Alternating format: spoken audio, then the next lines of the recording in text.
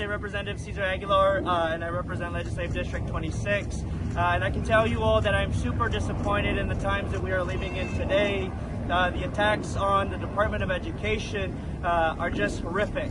I never thought that I would be seeing what we are seeing today. We know that the U.S. Department of Education protects our most vulnerable populations. We have a civil rights division within the U.S. Department of Education to make sure that states are following the law and protecting our most vulnerable populations, like students with disabilities. The false and lies that are being told about the Department of Education wasting money is just not true. We know that the U.S. Department of Education helps all of us. It helps students across the nation. Also, I want to talk about how horrible this this bill has been passed in D.C. in the budget, cutting federal work studies. We know that thousands and millions of students have been impacted working on their college campuses. To be able to afford to live is just a shame. We need to make sure that we're increasing the budget to fund students to work on campuses and federal work studies. I'm also disappointed to see cuts in the Pell Grant in this budget that just got released. Millions of students, alumni of colleges, used Pell Grants and are recipients, and it helped them be able to afford a college degree. And all of us that have graduated and benefited from the Pell Grant need to speak up and let our Congress and senators know that the Pell Grant has helped everybody across the nation. Education, like Shayna said, is the greatest equalizer.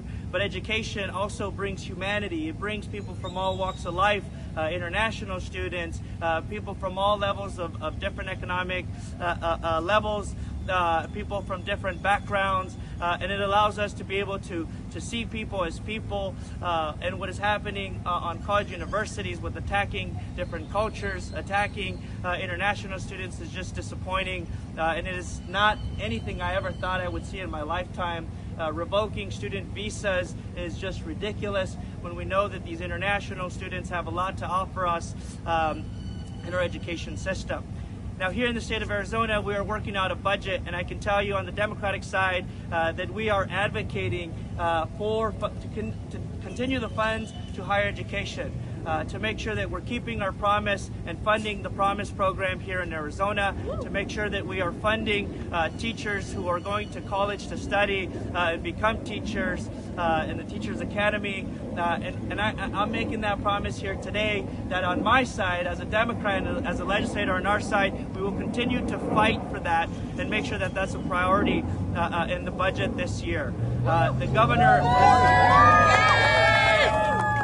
governor has promised that, and she put out her budget proposal, and we want to make sure we're increasing higher education funds so that more students are getting educated, because guess what? We need doctors, we need nurses, we need teachers, we need engineers. Businesses are moving to this state, and getting a college degree allows them to be able to take those states in. I've even heard Republicans like David Schweiker in D.C. say that we need international doctors staying here because we don't have enough doctors. And so this should not be a partisan issue. This should be something that all Republican and Democrats could get along with and support funding higher education and also protecting freedom of speech on college campuses. I never thought I would live my life where the government is starting to censor students and protest on college campuses. And so I can tell you, as a legislator here, I will continue to fight for those, and I will make sure that we continue to fund higher education. Thank you.